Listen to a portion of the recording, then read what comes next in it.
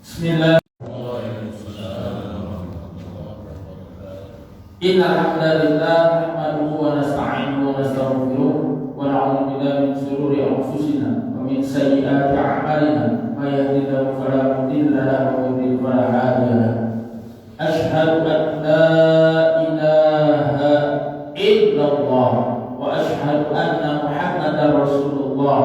Allahumma shalli ala sayyidina Muhammad wa ala ali sayyidina Muhammad. قال الله تعالى في القرآن العظيم: أعوذ بالله السميع العليم من الشيطان الرجيم. بسم الله الرحمن الرحيم. يا أيها الذين آمنوا اتقوا الله حق تقاته ولا تموتن إلا وأنتم مسلمون. Hadirin jemaah insyaallah semuanya dirahmati oleh Allah Subhanahu wa taala. Mari kita panjatkan puji syukur. Syukur kita panjatkan kepadanya Allah Subhanahu wa taala, Allah Maha Ghafur. Syukur kita panjatkan kepadanya karena apa? Karena sampai dengan hari ini kita diberikan satu nikmat yang luar biasa, nikmat iman, nikmat Islam, nikmat sehat, nikmat waktu luang.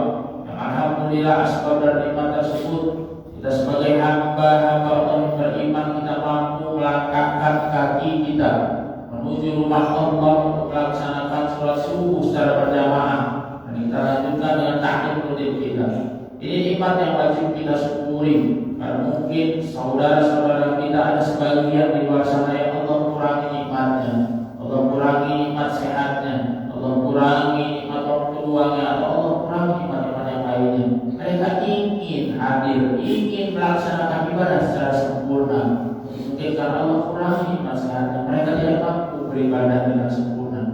Kita doakan saudara-saudara kita agar mereka diberikan nikmat-nikmat yang sempurna dengan asbab nikmat-nikmat Allah tersebut, mereka pun mampu beribadah dengan sempurna. Dan kita berharap kepada Allah agar kita pun diberikan keistiqomahan. Setelah kita diberikan nikmat-nikmat Allah tersebut, nikmat iman, nikmat Islam, nikmat sehat, nikmat Allah, kita mampu bersyukur dan kita mampu beristiqomah taat pada aturan Allah Subhanahu wa taala dan Rasulnya. Kita berharap semoga Allah juga mempersatukan kita, mengumpulkan kita bersama-sama di jannah Allah Subhanahu wa taala. Salam kesalam mari kita saling agungkan pada beliau ketua kita, beliau baginda Nabi Muhammad sallallahu alaihi wasallam, keluarganya, sahabat-sahabatnya dan para pengikutnya hingga yaumil qiyamah. Amin ya rabbal alamin. Hadirin jemaah insyaallah semuanya dirahmati oleh Allah Subhanahu wa taala. Pembahasan kita hari ini kita akan membahas tentang bab shadaqatit tatawwu. Apa itu shadaqatit tatawwu? Itu bab tentang sedekah sukarela, sedekah sunnah, sedekah ikhlas. Ini karena sedekah itu bermacam-macam. Kita pernah mendengar, mungkin kita tahu, pernah mendengar ada istilah infak, ada istilah sedekah. Ada infak wajib, ada sedekah wajib, ada infak sunnah, ada sedekah sunnah. Perbedaannya apa? Nah ini secara umum sebenarnya kalau sedekah itu ada ibadah, setiap amal perbuatan itu bisa bernilai sedekah. Kullu ma'rufin shadaqah, setiap kebaikan itu bisa bernilai sedekah. Sementara infak itu lebih kepada materi, harta. Tetapi ulama berbeda pendapat dalam hal ini. Saya sedikit mengutip pendapat dari Ar-Raqib Al-Isfani. Beliau mengatakan bahwa yang dikatakan sedekah itu adalah harta benda yang dikeluarkan dengan tujuan taqarrub ila Allah. Jadi harta benda yang dikeluarkan berdasarkan yang tujuan niatnya taqarrub ila Allah, pendekatan diri, untuk mendekatkan diri kepada Allah, itu sedekah. Jadi kalau dia dikeluarkan bukan berdasarkan taqarrub ila Allah, menurut Ar-Raqib Al-Isfani itu bukan sedekah. Sementara kalau infak menurut Imam Fakhruddin Ar-Razi, dia mengatakan bahwa infak itu adalah membelanjakan harta-hartanya untuk hal-hal yang mengandung kemaslahatan. Ini. Jadi kata beliau, Imam Fakhruddin Ar-Razi mengatakan adalah infak untuk membelanjakan harta-hartanya untuk kemaslahatan. Jadi kalau kita keluarkan harta untuk kemaslahatan, itu masuk ke dalam kategori infak. Tapi kalau seandainya tidak untuk kemaslahatan, untuk berfoya-foya ataupun untuk kemubaziran, maka itu bukan masuk kategori infak. Kita akan bahas, mudah-mudahan sampai waktunya surut nanti kita bisa melaksanakan ibadah sunnah Isra dan selanjutnya ibadah-ibadah yang lain. Rasulullah Muhammad sallallahu alaihi wasallam bersabda, "An Abi Hurairah radhiyallahu anhu, dari Nabi sallallahu alaihi wasallam, dari Abi Hurairah radhiyallahu anhu, dari Nabi sallallahu alaihi wasallam, qala, beliau bersabda, sab'atu yudhilluhumullah fi dhillihi yawma la dhilla illa dhilluh." Jadi dalam hadis ini dikatakan bahwa sab'atu, ada tujuh golongan, ada 7 kelompok, 7 golongan yang dalam hadis ini disebutkan bahwa yang Allah itu menaungi mereka. Jadi yudhilluhumullah fi dhillihi yawma la dhilla illa dhilluh. Jadi yang mana Allah itu menaungi mereka pada hari-hari yang tidak ada naungan kecuali naungan dari Allah Subhanahu wa taala. Dalam hadis ini dikatakan kalau hadis fihi, hadis perawi mengatakan ya, salah satunya 7 ini adalah tentang sedekah. Apa dalam hadis ini dikatakan warujul, dan seorang laki-laki.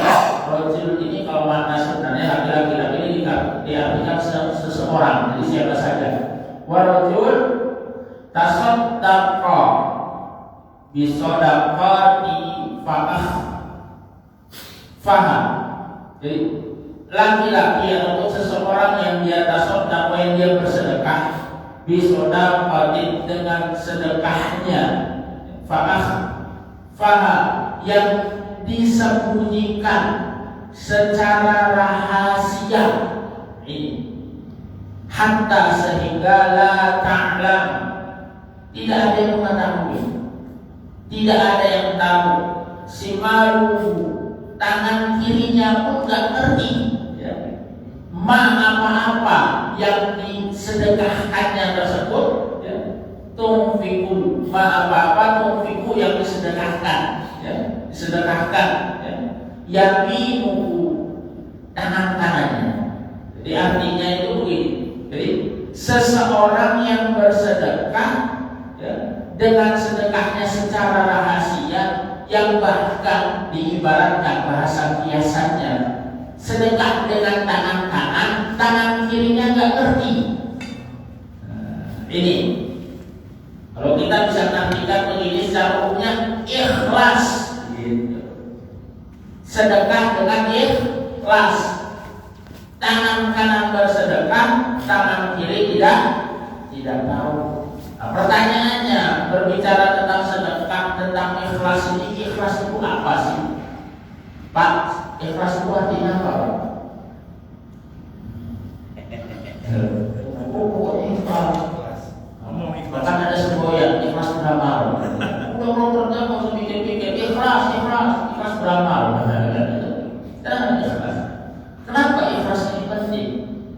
Karena memang innal ikhlas lillahi ta'ala wa asasu kullu amalin. Jadi sesungguhnya ikhlas, maka ikhlas ini memang penting. Kenapa? Karena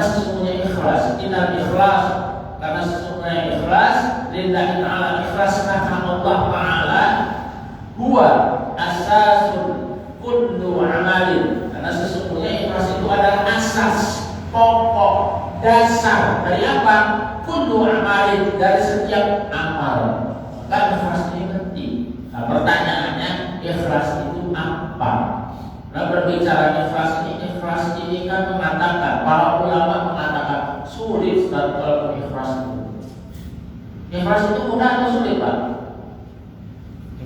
Sulit.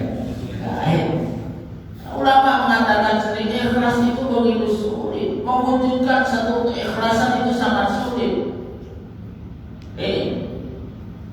Sampai-sampai kata Rasulullah Muhammad SAW, Rasulullah itu senantiasa beliau itu berdoa agar apa? Agar dirinya itu mampu untuk ikhlas. Kenapa? Agar hatinya selalu teguh, hatinya ini selalu kuat, lurus. Kenapa? Yang membolak-balikkan hati adalah Allah. Apa doa Rasulullah? Rasulullah senantiasa berdoa. Ini bisa kita ikuti dan sering kita coba doakan, kita lazimkan dalam sholat-sholat kita. Setelah sholat kita berdoa ini. Apa doa Rasulullah? Ya muqallibal qulub, tsabbit qalbi ala dinik. Biasakan setelah sholat kita. Ada sholat kita doa, kita berdoa dan berdoa.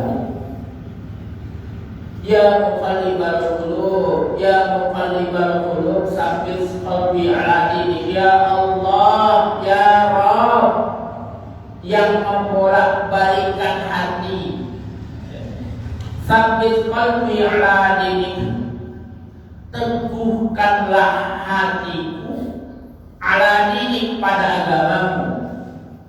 Ini doa untuk apa? Agar kita hati ini bisa teguh, agar hati ini kita bisa belajar untuk ikhlas. Pertanyaan dari tadi, ikhlas itu apa? Ini ikhlas, berbicara tentang ikhlas. Jadi ikhlas ini berbicara tentang ikhlas, bahwa sesungguhnya Abu Usman berkata, menurut Abu Usman, ikhlas itu adalah melupakan pandangan makhluk dengan selalu melihat kepada Sang Khaliq, kepada Allah. Ini ikhlas. Jadi melupakan pandangan makhluk dengan selalu mengingat kepada Khaliq, kepada Allah. Jadi kalau kita ibaratkan dalam satu pemberian sedekah, begitu kita memberikan sesuatu, jangan ingat makhluknya, tetapi ingat Allah. Ini berat. Karena banyak, kadang-kadang hari ini ada orang udah ngasih, ya. Pertama ada niatnya, dia ngasih bagus. Begitu niatnya nggak terwujud, dia mungkin. Ada nggak? Ada. Lagi biar dia mau dipilih, kasihlah sumbangan masjid kemana-mana, gitu kan? Pemilihan berlangsung, dia nggak kepilih di tempat itu, diambil lagi. Apa itu ceritanya, Pak? Ada. Pemilihan kasih sana sini. Itu pemilihan kok dia nggak terpilih, diambil lagi. Maka ada resepnya. Nah, kalau kita belajar ikhlas, kita semua belajar ikhlas, ya, belajar ikhlas. Kenapa? Tipsnya adalah ingatlah kebaikan orang lain. Jangan kau ingat keburukan orang lain. Ini yang pertama. Ingat aja kebaikan orang lain. Jangan kau ingat keburukannya. Lalu ingatlah keburukanmu, kesalahanmu kepada orang lain, dan jangan kau ingat kebaikanmu kepada orang lain. Ini jangan dibalik. Kalau dibalik bahaya. Kita ingat kebaikan kita kepada orang lain, ya. Lalu keburukan orang lain kita ingat bahaya. Sulit kita untuk belajar ikhlas. Sementara kita ingin supaya bisa ikhlas. Maka dalam bab ini bisa lihat, ya, sampai-sampai kata Rasulullah, ya, kalau seseorang itu, ya, beribadah warjul tasaddaqa, yang dia seseorang laki-laki yang dia bersedekah disodaqati dengan sodakohnya fa'akhfaha yang dia secara sembunyi-sembunyi hatta ta'lama shimaluhu ma tunfiqu yaminuhu, sehingga tangan kirinya pun tidak mengetahui apa yang sedekahkan tangan kanan. Pertanyaan, lalu boleh nggak sedekah itu terang-terangan? Kalau kita melihat hadis ini, boleh nggak Pak sedekah terang-terangan? Boleh. Pernah lihat kadang-kadang Pak ya di mana gitu kan? Sedekah berapa? 100.000 gitu kan? 500.000 gitu kan? Terang-terangan, boleh nggak?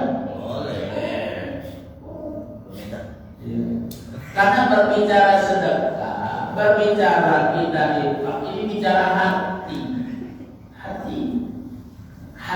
itu yang tahu Allah. Tinggal bagaimana niat, bagaimana tujuan kita. Kenapa? Kalau dia berniat itu niatnya sebagai fastabiqul khairat, berlomba-lomba dalam kebaikan, boleh. Untuk memotivasi, jadi dia berlomba-lomba, saya bersedekah 500.000. Untuk apa? Untuk agar orang termotivasi untuk bersedekah. Bukan niatnya besar-besaran. Ini saya lebih banyak nih. Ini masjid, ini surau, ini musola. Kalau nggak karena saya nggak bisa seperti ini. Nah itu yang jadi salah.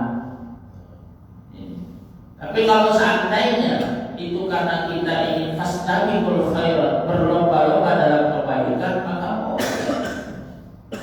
kan hati ini penting. Maka kenapa ya, para ulama mengatakan untuk kita banyak-banyak memperbaiki niat ini. Niat ini penting. Kenapa? Karena sulitnya kita mewujudkan keikhlasan. Sampai-sampai para ulama ya, Yahya bin Abi Katsir, beliau berkata, belajar niat. Kenapa? Karena kata beliau, karena sesungguhnya niat itu lebih penting daripada amal. Kenapa? Tatkala yang kita salah, niat kita tidak benar, habis amal kita. Maka kenapa Yahya bin Abi Katsir mengatakan bahwa niat itu lebih baik daripada amal, lebih penting daripada amal. Kenapa? Niat tadi bisa mengukurkan pahala-pahala kita kalau niatnya tidak baik. Pak, kalau saya baca satu kitab, ada kitab Hidayah namanya, ya, Imam Al-Ghazali, ada satu hadis panjang sekali hadis itu. Saya selalu terngeri kalau saya baca itu. Kenapa? Dalam hadis itu yang panjang, ya, dulu saya hafal hadis itu, karena jarang lupa. Jadi intinya begini, malaikat saja tertipu melihat amal seseorang. Kenapa? Katakan dalam hadis itu ada satu malaikat yang membawa amal manusia. Malaikat ini terpesona melihat begitu besarnya amal manusia ini, begitu banyaknya amal manusia ini, hingga akhirnya sampailah di langit pertama. Penjaga malaikat langit pertama terpesona lalu mengantarkannya sampai ke langit kedua. Penjaga malaikat kedua pun terpesona melihat amal hamba tersebut karena begitu luar biasanya menurut pandangan penilaian malaikat. Sampai terus selanjutnya ke langit-langit berikutnya hingga akan diberikan, disampaikan, diberitahukan kepada Allah Subhanahu wa taala. Tapi apa? Malaikat yang begitu terpesona, begitu kagumnya dengan amalan seorang hamba lembaga tersebut, apa kata Allah? Campakkan amal-amal tersebut karena dia beribadah bukan karena aku, kata Allah. Mari saya melihat hasil. Gimana dengan amal kita hari ini? Dosa melihat orang lain, tapi lihat diri kita sendiri. Bagaimana? Bicara tentang sudahkah kita beribadah hari ini, menjalankan amal-amal ini dengan ikhlas? Karena dalam hadis juga dikatakan luar biasa. Banyak hadis-hadis tentang sedekah ini, tentang infak, tentang sedekah. Salah satunya juga dikatakan wa'an Hakim bin Hizam radhiyallahu anhu, dari Hakim bin Hizam radhiyallahu anhu, dari Nabi sallallahu alaihi wasallam, dari Nabi sallallahu alaihi wasallam qala, beliau bersabda, al-yadul ulya, tangan yang di atas. Hadis ini populer, ya, sering dengar gitu ya. Hadisnya biasanya dipotong saja, ya.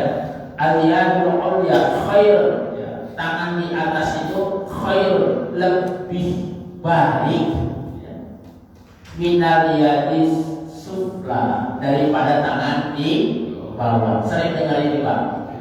Sering hafal gitu ya. Kita sering dengar hadis ini. Tangan di atas itu lebih baik daripada tangan yang di bawah. Padahal ini masih ada lanjutannya di sini. Wabada biman ta'ul, dahulukan orang-orang yang memang banyak tabungannya.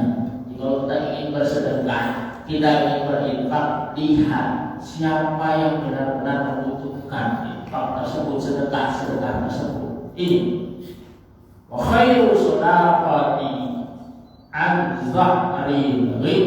Jadi sebaik-baiknya sedekah itu adalah harta yang melebihi kebutuhannya.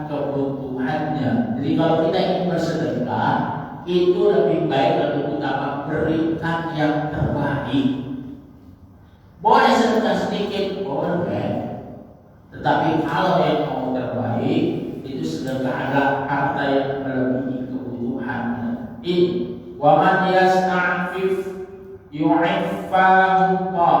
Jadi dan wa man, siapa yang dia itu menjaga kehormatannya, yasta'fif yu'iffahu Allah. Jadi menjaga kehormatannya, maka Allah akan menjaganya. Wa may yastaghni yaghnillah, dan barang siapa yang dia itu merasa cukup, maka Allah akan mencukupkan kebutuhannya. Maka dalam hal ini penting sekali bagaimana kita membiasakan untuk bersedekah.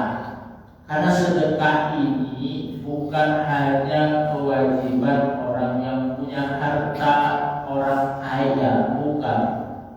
Banyak orang kaya tidak mau bersedekah. Sedekah ini kebiasaan, Pak. Kebiasaan. Kalau dia tidak dibiasakan juga susah. Benar. Kalau orang tidak biasa itu kadang-kadang susah kita untuk bersedekah. Maka dibiasakan. Sedikit-sedikit tidak apa-apa. Coba saya pernah sampaikan, kalau tidak salah dalam majelis ini juga, saya lupa.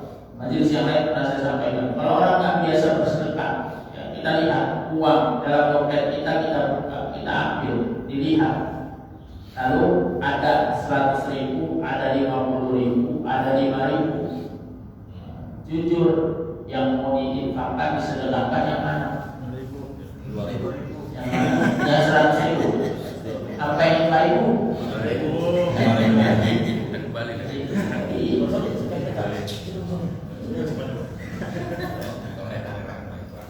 Padahal sedekah ini luar biasa. Keuntungan, kelebihan, bahkan dalam satu riwayat dikatakan seseorang yang telah meninggal dunia nanti, Pak, saat meninggal dunia seseorang itu, ada satu kelompok, satu golongan yang mereka memohon kepada Allah untuk dikembalikan ke dunia walaupun cuma sesaat.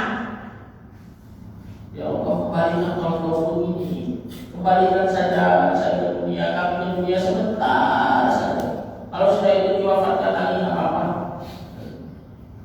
Tahu Pak permintaan?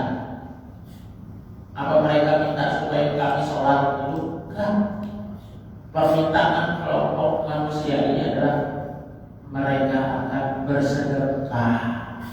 Kalau begitu kami akan bersedekah, kami akan berinfak, kami akan berikan harta kami. Kenapa? Karena baru tahu ternyata amal sedekah itu besar. Sedekah itu besar, luar biasa. Maka sedekah itu nggak bisa serta merta kalau nggak dilatih. Ada uang di dompet juga, kalau nggak biasa nanti. Karena pemikirannya Pak, setan itu kan gangguannya macam-macam. Ada uang, ngapain? Bersedekah, kenapa? Kebutuhanmu untuk keluarga itu masih banyak. Anak satu, anak dua, istri satu, istri dua, saya. Amin. Dan lain sebagainya. Maka biasanya kalau kita ingin berinfak, udah itu kan berperang itu biasanya. Menang mana antara setan dengan kita. Kalau seandainya kita yang menang, apakah setan berhenti sampai situ? Enggak. Dicari ya sudah, apa-apa. Tapi jangan banyak-banyak.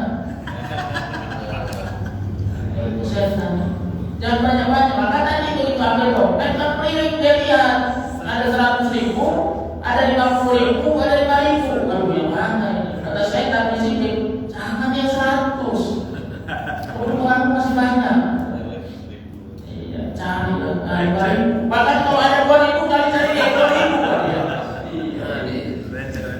Masa sedekah disamain dengan parkir? Parkir motor, mobil nggak boleh 2.000.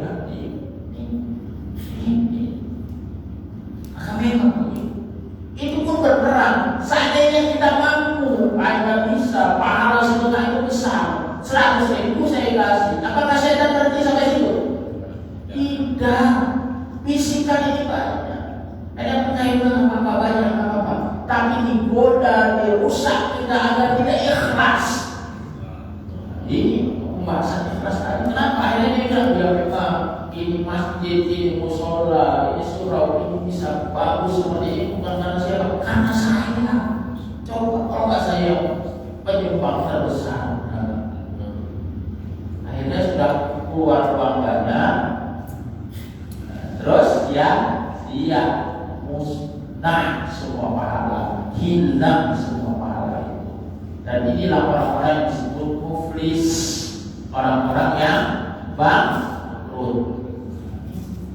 Main-main, nggak ikhlas ini nggak main-main. Kita memang belajar untuk ikhlas. Termasuk dalam satu hadis juga dikatakan, wa Abi Hurairah, dan dari Abi Hurairah radhiyallahu anhu, qala, dikatakan di sini, kira dikatakan ya Rasulullah, ayyu shadaqati afdal. Sedekah apa sih yang paling afdol? Sedekah apa sih yang paling utama?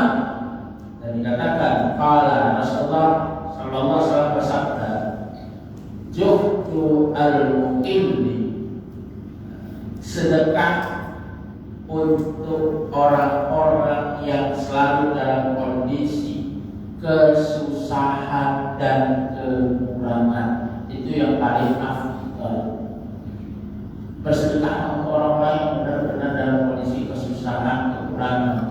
Wabda biman takun, dahulukan orang-orang yang banyak dalam tabungannya. Ini. Dan kita tahu dalam satu hadis juga dikatakan, man kana hajani akhihi kan Allah hajani. Barang siapa membantu kebutuhan saudaranya, maka Allah akan bantu kebutuhannya. Ini perlu keyakinan, perlu iman. Karena kalau kita berbicaranya bukan dengan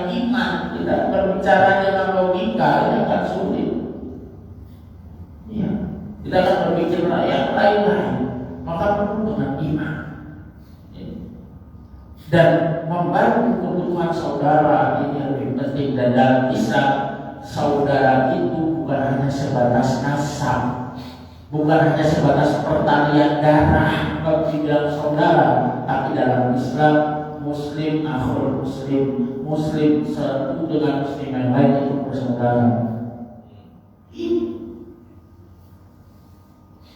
Sesama orang beriman itu bersaudara. Maka persaudaraan di dalam Islam itu karena keimanan. Dan tahu bahwa orang-orang beriman itu tahu hadis ini, al-yadul ulya khairun minal yadis sufla. Mereka tahu orang beriman ini. Mereka tahu bahwa tangan di atas itu lebih baik, lebih mulia daripada tangan di bawah. Maka orang-orang beriman itu mereka tidak mau tangannya di bawah karena mereka merasa hina dengan seperti ini.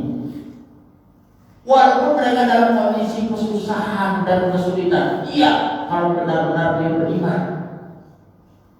Ini karena mereka tahu ada ancaman-ancaman. Kenapa? Dalam satu hadis juga dikatakan, kenapa?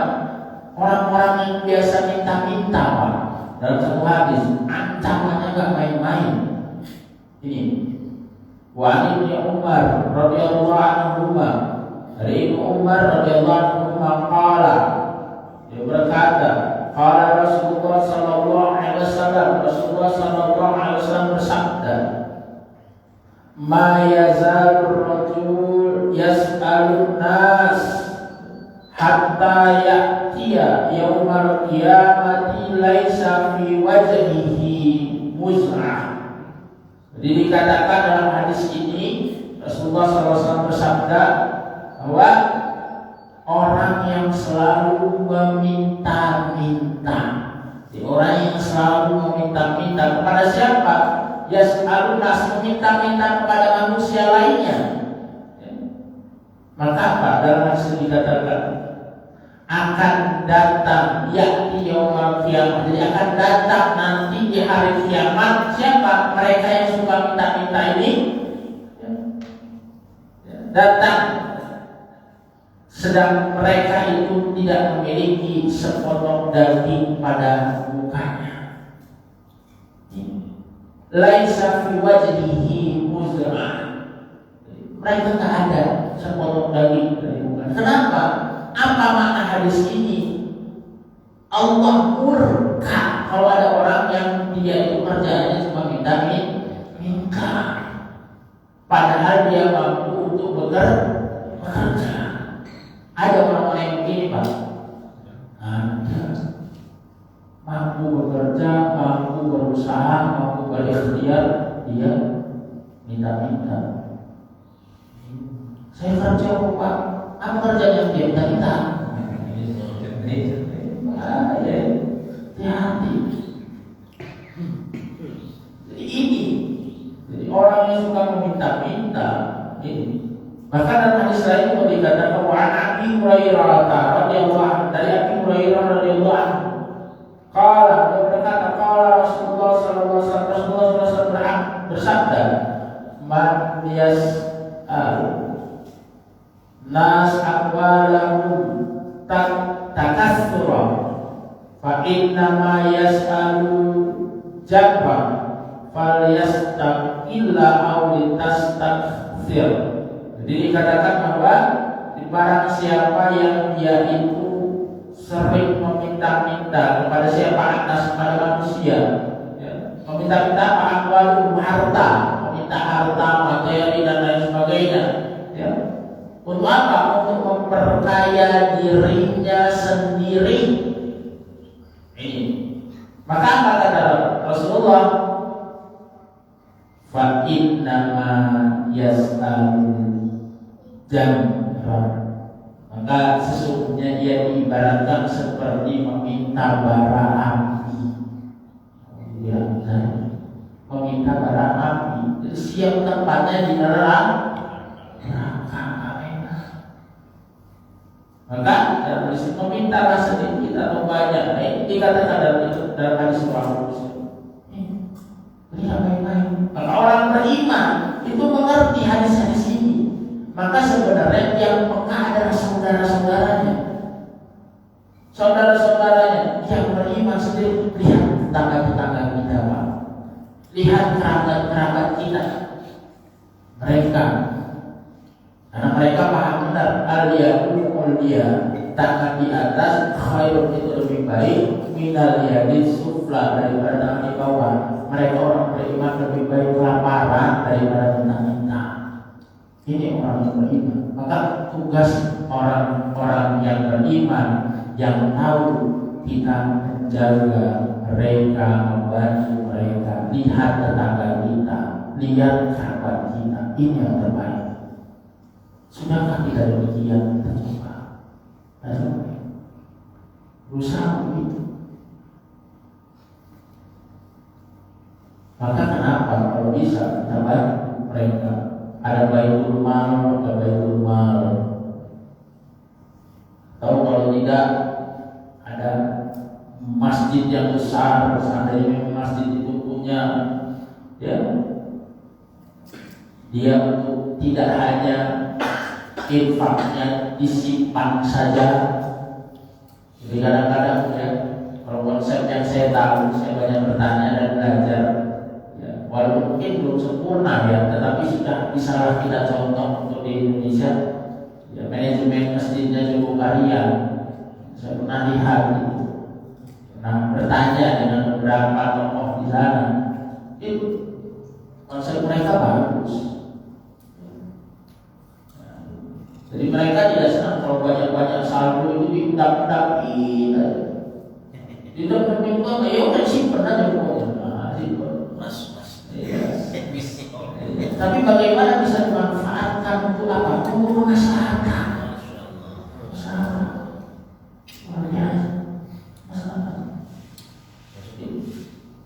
Bisa seperti itu. Lihat, nah, ada masjid di Bandar Lampung, ya di sebelah sana saya tahu. Mereka itu setiap pekannya itu sedekah sayur mentah. Sayur mentah itu mereka sudah siap. Ya dari mana? Dari kas masjid untuk warga. Mereka itu setiap pekannya. Ini dan akhirnya banyak yang termotivasi untuk itu. Jadi semakin hari semakin banyak itu yang sedekah. Kita coba itu. Kenapa? Kita bisa lihat ya, kalau orang-orang yang beriman, yang paham, yang mengerti, mereka paham benar dengan hadis al-yadul ulya khairun min al-yadis sufla. Tangan di atas itu lebih baik, lebih mulia, lebih tinggi, ya, lebih baik daripada tangan di bawah. Jadi mereka nggak akan minta. Maka penting kita hari ini untuk mencoba belajar untuk ikhlas. Dan sampai pentingnya bersedekah itu dalam satu riwayat dalam hadis sudah dikatakan dari Abu Hurairah ya anhu qala Rasulullah sallallahu alaihi wasallam bersabda tasaddaqu Rasulullah bersedekahlah kalian. Bersedekahlah, ini perintah amar itu perintah. Bersedekahlah kalian. Faqala Rasul, ada seseorang Rasul yang dia bertanya kepada Rasulullah, ya Rasulullah, indi dinar. Saya punya satu dinar ya Rasul. Apa kata Rasulullah? Qala tasaddaq bihi ala nafsik. Sedekahkanlah dengan uang yang harta yang satu dinar itu ala nafsik untuk dirimu. Dia punya cuma satu dinar. Lalu beliau mengatakan lagi, qala Rasul ini berkata lagi, aini akhar. Saya punya yang lain lagi ya Rasul. Bukan cuma satu dinar ini, saya punya lebih lagi. Apa kata Rasul? Qala tasaddaq bihi ala walidika. Sedekahkan untuk anakmu. Sedekahkan untuk anakmu. Lalu si rajul ini, laki-laki ini, dia berkata lagi, qala rajul, "Aini akhar, aku punya yang lain lagi ya Rasul." Gak cuma 1 dinar, masih punya lagi. Aku masih punya lagi ya Rasul. Apa kata Rasulullah? Qala tasaddaq bihi ala khadimika. Sedekahkan untuk pembantumu, untuk pekerjamu, untuk pelayanmu. Sedekahkan. Lalu gak berhenti lagi di si rajul. Jadi mungkin orang kaya kan ya. Saya masih punya lagi ya Rasul. Ini akhir, saya masih ada lagi ya Rasul. Yang lain saya masih ada. Jadi memang dia ngomongnya sedinar gitu kan. Jadi sedikit. Saya masih ada yang lain, Rasul. Apa jawab Rasulullah? Qala Rasulullah berkata, Rasulullah bersabda, "Atta abasar." Jadi kamu itu lebih mengerti tentang itu. Jadi apa? Silakan. Jadi kalau kamu masih ada, berikan kepada yang lain, berikan. Berdasarkan hadis ini, ulama juga beberapa pendapat mengatakan yang salah satu yang paling afdal bersedekah itu memang mencari yang terdekat, termasuk kalau ada kerabat kita yang kekurangan, saudara-saudara kita yang kekurangan, didahulukan. Ini salah satunya. Boleh bersedekah kepada yang jauh, boleh, baik. Ini tinggal bagaimana kita sama kita. Maka luar biasa kalau kita mau sedikit. Maka kenapa sedekah ini ada sedekah sunnah, ada sedekah wajib. Sedekah sunnah, kalau sedekah wajib bagaimana? Sedekah wajib itu masuk kategori zakat. Infak itu tadi, infak wajib, zakat. Nah itu baru wajib. Kalau yang sunnah ya berapapun silakan. Sedekah, ada hadis yang bermakna sedekah. Segala yang baik, yang kebaikan itu sedekah. Iya, benar. Sedekah nggak mesti dengan harta, benar. Dengan harta bisa, dengan tenaga bisa, dengan pikiran bisa. Tapi afdalnya dengan harta. Karena tabassum ka bi akhika salam, senyummu kepada saudaramu juga bernilai sedekah. Senyum aja terus sama saudara. Saya bersedekah senyum. Tanda sudah sedekah sudah, ya masa tiap hari sedekahnya senyum doang. Jadi sedekah, asal jangan senyum sendirian aja. Bahaya terus. Nanti dipertanyakan ini, kok dari senyumnya sendirian terus bahaya.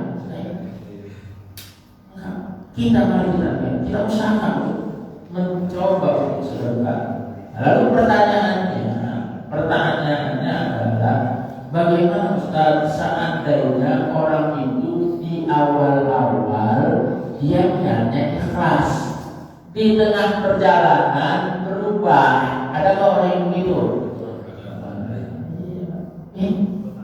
Padahal ada satu hadis mengatakan innallaha, sesungguhnya Allah, ya, innallaha la yaqbalu, tidak akan menerima, ya. Jadi menolak, ya, min amalin, ya, dari amal-amal, dari perbuatan-perbuatan, ya, illa makana lahu khalisan wa batughiya bihi wajhuhu. Sungguhnya Allah itu tidak menerima amal-amal perbuatan kecuali illa makana lahu khalisan, kecuali dengan satu hal yang memang dia ikhlas beramal tersebut. Ini wa tughiya bihi wajhuhu, dan dimaksudkan dalam dia itu beramal tersebut itu mencari wajahnya Allah. Maknanya apa? Ikhlas tadi, hanya mengharap ridha Allah. Nah ini, padahal ada hadis ini. Nanti pun pertanyaan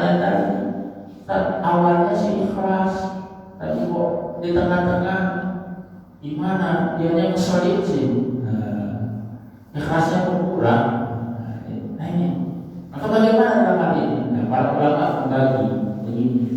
Ada orang-orang yang dia itu beramal niatnya double. Ini ada yang bisa merusak. Jadi Imam Utsaimin mengatakan ini ada dua macam. Ada yang bisa menghilangkan amal perbuatan tersebut, ada yang tidak menghilangkan amal, tetapi cukup berkurang saja. Tapi amal masih ada, pahala masih ada. Ini. Nah, bagaimana yang menghilangkan amal?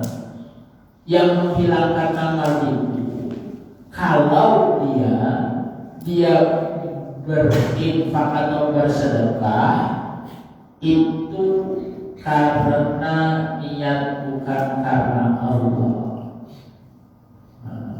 atau karena selainnya, riya, pamer, ingin dilihat, berbangga-bangga. Awalnya iya, terus akhirnya dia berjatuh, ini karena saya. Bisa seperti ini, Bu, ini karena saya. Nah, ini kalau niatnya karena itu, maka ini bisa menggugurkan pahalanya. Nah, bagaimana yang tidak menggugurkan? Nah, yang tidak menggugurkan kalau dia niatnya nobel begini. Contoh,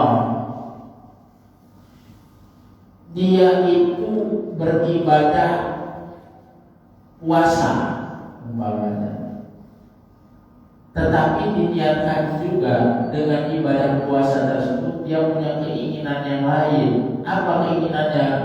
Biar nanti saya bersucian. Boleh. Tidak menggugurkan pahalanya, tidak. Berarti dia tidak ikhlas, bukan tidak ikhlas. Ini berbeda dalam hal ini. Dan saya ingin mengatakan ini tidak menggugurkan pahala. Saya niat puasa sekalian diet lah. Diet.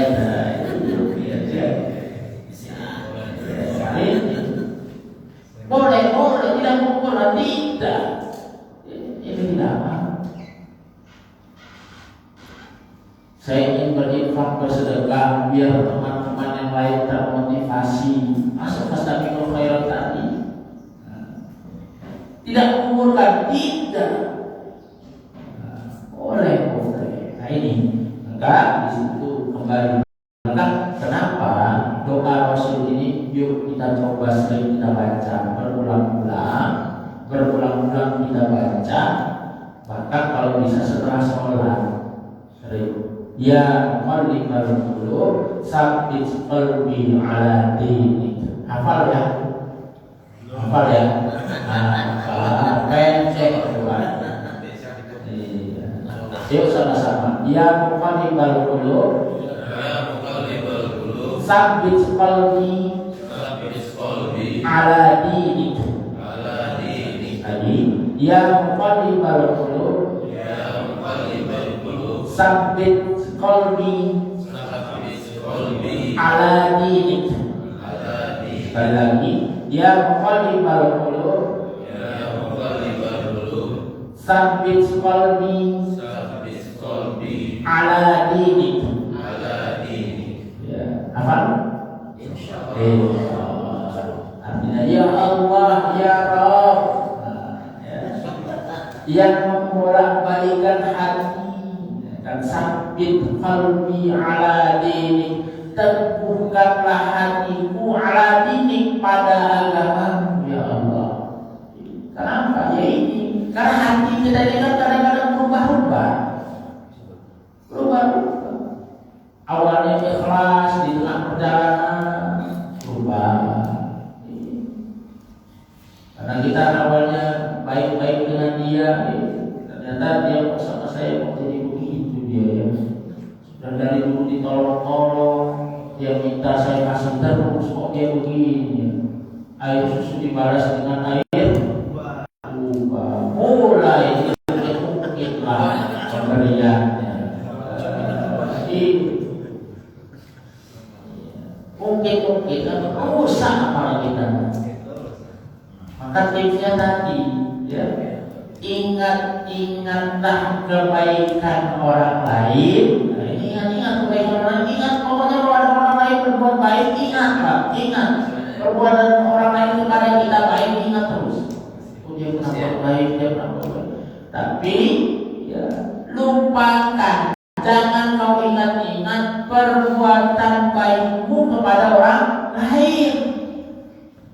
Kalau perbuatan baik orang lain kepada dirimu, ingat-ingat itu. Tapi lupakan perbuatan baikmu ya kepada orang lain.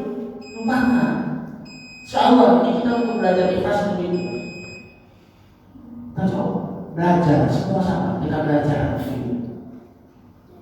Karena memang para ulama saja menganggap berbicara keikhlasan ini karena para ulama berat. Sufyan Ats-Tsauri juga mengatakan ulama besar berat, apalagi kita yang bukan siapa-siapa ulama. Hadis juga paling pendek-pendek. Karena itu mengajarin anak kita yang belajarnya di TK, di SD itu kan malu kalau nggak hafal kan. Mana anak? Hadisnya la taqwa wala jannah. Apa maknanya? Karena kita baca dulu ya kan. Jangan paham bagi surga. Tanya yang apa? Itu aja yang hafal kan.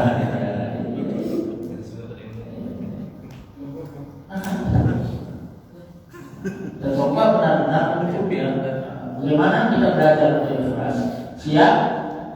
Siap. Sama-sama bertawassul bil haq wa tawassul bis sabr ya, kita sama-sama belajar. Maka tadi sedekah itu dibiasakan. Enggak ada jaminan. Seorang ustaz juga begitu, enggak ada jaminan. Ayo ustaz, banyak yang retorika aja. Iya, kadang-kadang dia ceramah tentang sedekah. Ya, jadi ada kisah. Tapi ini mungkin kisah nggak pernah terjadi ya. Gitu. Tapi ceritanya sudah kemana-mana gitu ya. Dia tak tertangga gitu ya. Jadi ceritanya begini, seorang ustaz berceramah tentang fadilah, tentang keutamaan sedekah. Begitu luar biasanya, sampai semua jamaah itu tergerak hatinya untuk wah saya bersedekah. Dia nggak tahu salah satu jemaahnya ada istrinya. Pulang dari rumah istrinya tergerak, bersedekah, saya infakkan semuanya, infakkan bersedekah. Begitu ustadznya pulang, mana sudah nggak ada semua. Begitu ditanya, mana yang barang-barang kita? Saya sedekahkan istriku. Kenapa? Itu untuk mereka, bukan untuk kita. Waduh, kacau. Tapi nggak ada kayaknya. Jadi cuma lelucon saja ya. Mungkin tidak ada yang mungkin ya, mungkin tidak ada. Tetap kita semua tawassul bil haq wa tawassul bis sabr. Saling nasihat-nasihati. Ustaz-ustaz itu juga bisa jadi mungkin masuk surga duluan, tapi bisa masuk neraka Tuhan. Mungkin iya. Kalau orang berbicara yang baik-baik, tapi dia tidak melakukannya. Maka perlu tawassul bil haq wa tawassul bis sabr. Saling nasihat. Mungkin ini saja. Mungkin kalau mau ada pertanyaan satu atau pertanyaan, segera kita akan coba. Ada? Oh ada. Silakan. Assalamualaikum warahmatullahi wabarakatuh. Waalaikumsalam warahmatullahi wabarakatuh. Ini mohon penjelasannya kembali Pak Ustaz, walaupun sudah pernah ada tahu tentang hukumnya kita mau bersedekah, tetapi sedekah itu kita niatkan menjadi amal bagi orang yang sudah meninggal. Itu saya Pak Ustaz. Terima kasih. Assalamualaikum warahmatullahi wabarakatuh. Waalaikumsalam warahmatullahi wabarakatuh. Jadi ada pertanyaan bagus sekali. Bersedekah untuk diniatkan orang-orang yang sudah meninggal dunia. Sepakat para ulama jumhur sebagian besar ulama yang bermaksud Syafi'i itu tidak ada perbedaan orang dan hal ini bahwa sampaikah orang-orang yang dia bersedekah berinfak itu diniatkan orang yang meninggal dunia sampai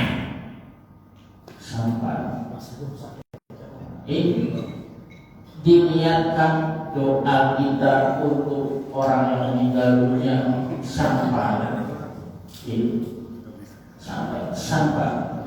bahkan bukan hanya mazhab Syafi'i, yang bermazhab yang lain pun itu pun mengatakan sampai tatkala kita itu diniatkan untuk orang lain. Apakah ada perbedaan terkait sampai dan tidak sampai ini? Nah, ini sampai, perbedaan itu hanya terkait bukan sedekah, tapi perbedaan itu adalah halal. Tetapi sebenarnya itu pun yang berbeda pendapat itu sedikit sekali. Bahkan orang-orang yang seperti Ibnu Taimiyah itu pun yang ulama yang dikatakan kadang-kadang pendapatnya agak berbeda daripada yang lain untuk mengatakan sampai sebenarnya.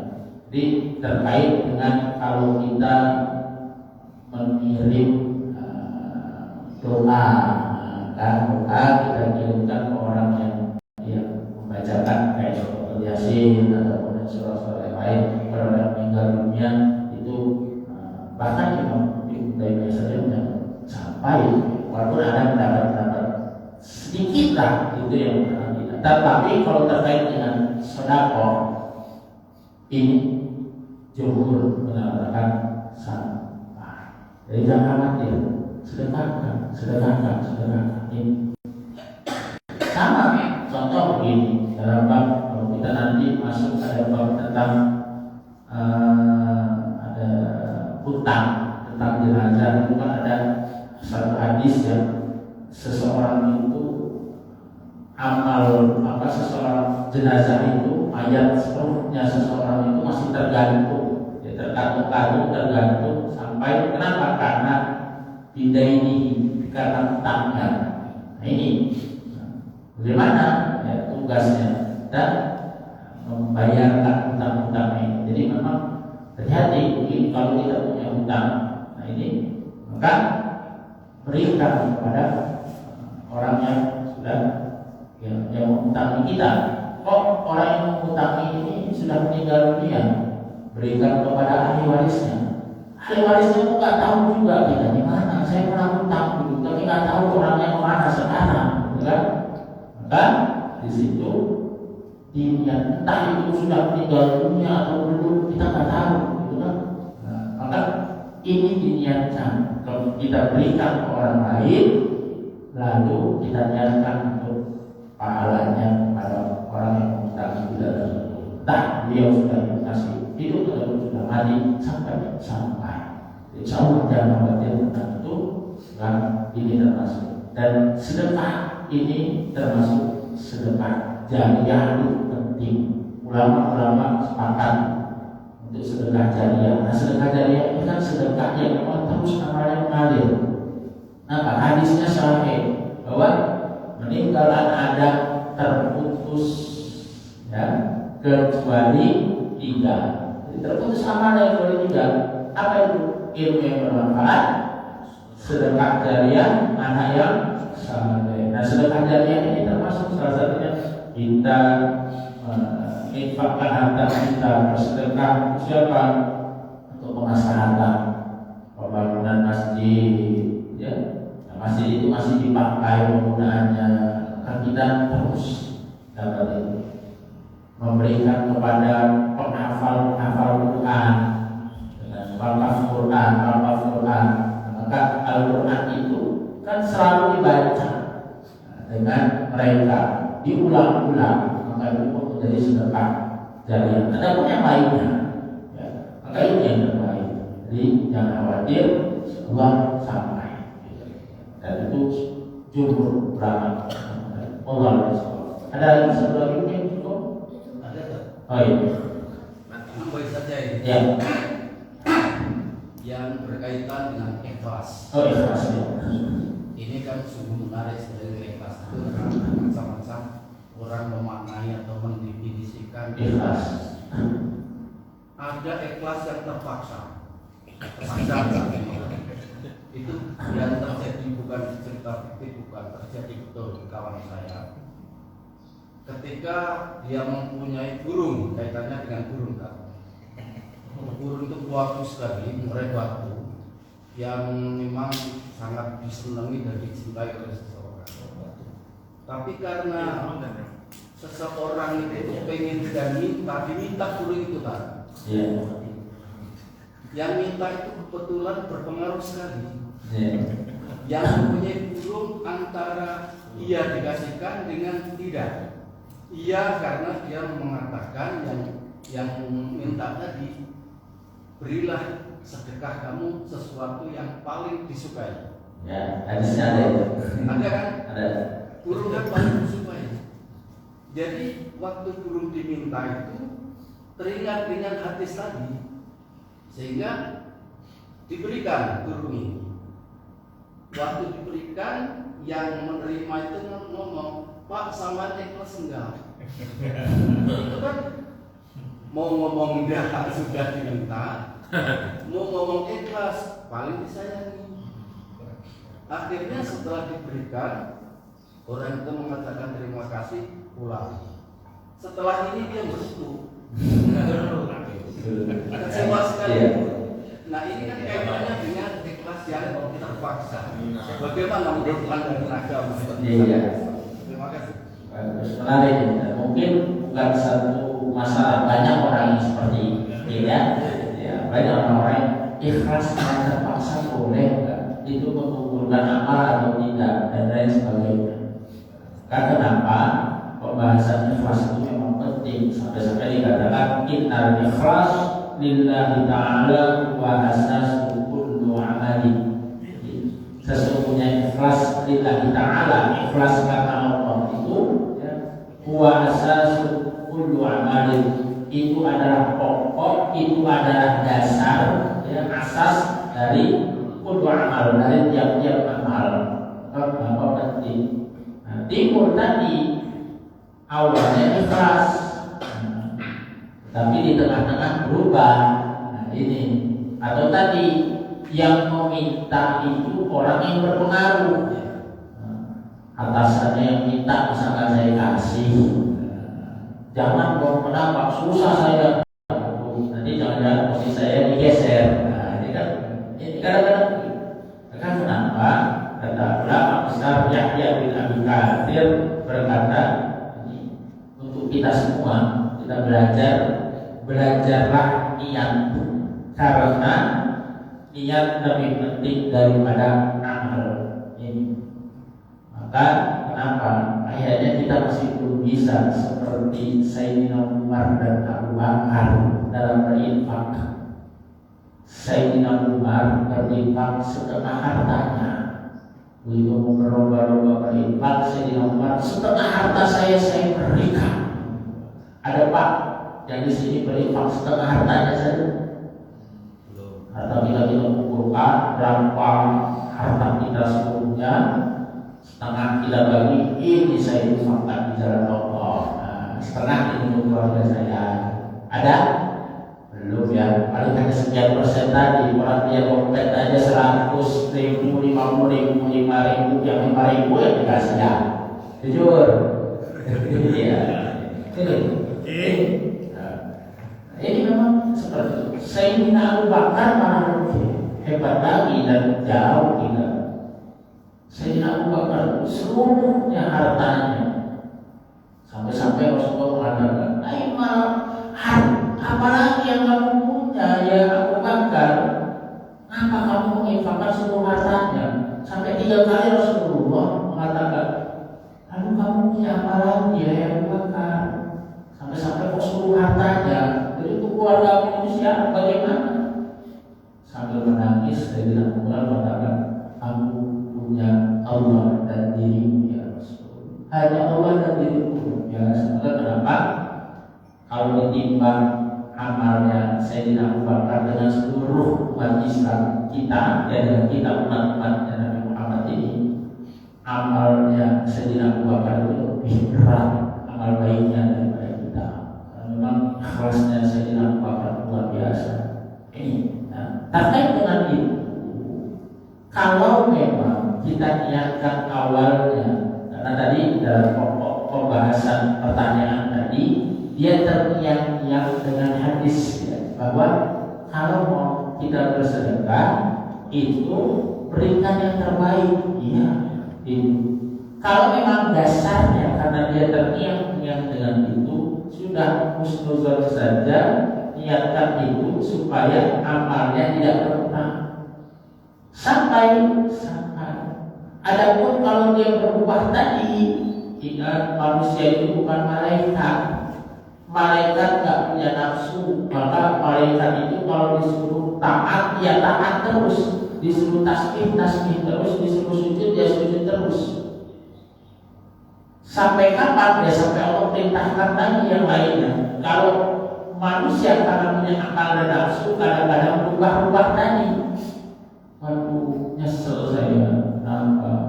Coba tadi jangan yang itu, yang satunya. Nah, coba yang ini. Ya itu tadi. Nanti kan bagaimana kita begitu ada perasaan-perasaan itu beristighfar. Karena satu sudah diberikan. Masa mau diminta lagi? Maka dengan itu apakah sampai? Apakah dapat pahala? Dapat. Asalkan tadi diniatkan niatnya kebaikan kita tadi tetap sampai. Yang penting bukan karena niat yang tidak baik. Kalau niat yang tidak baik itu saya berikan ini hadiah kepada pimpinan kita agar ada maksud yang tidak baik. Bahaya itu. Bisa masuk kategori wah gratifikasi apa ya itu pegawai tadi dalam konteks pertanyaan seperti itu ya tidak apa-apa itu insya Allah dapat pahala. Adapun tadi yang beruntung bahasanya ya bahasa Jermannya itu beruntung ya itu wajar karena kita manusia ada akal ada nafsu tapi begitu perasaan itu muncul banyak-banyak istighfar. Kenapa? Benar kata Yahya bin Abi Katsir, belajarlah niat. Artinya terus kita belajar niat ini. Karena niat ini memang berubah itu tadi. Belajar niat karena niat lebih penting daripada amal tadi. Nggak ada jaminan semua orang bisa terus. Kecuali Rasulullah tadi. Rasulullah paling sempurna. Nah, kita ya kadang-kadang ada perasaan itu nafsu. Hilangkan perasaan itu dengan banyak istighfar. Hancurkan dengan banyak istighfar. Allah alam cukup baik? Cukup. Alhamdulillah. Maaf atas segala kekurangan. Pada Allah saya mengampun. Kemudian kita mampu untuk istiqomah pada taat kepada Allah dan Rasulnya. Mari kita sama-sama menutup dengan ucapan hamdalah dan alhamdulillah. Subhanallah wa bihamdihi. Asyhadu an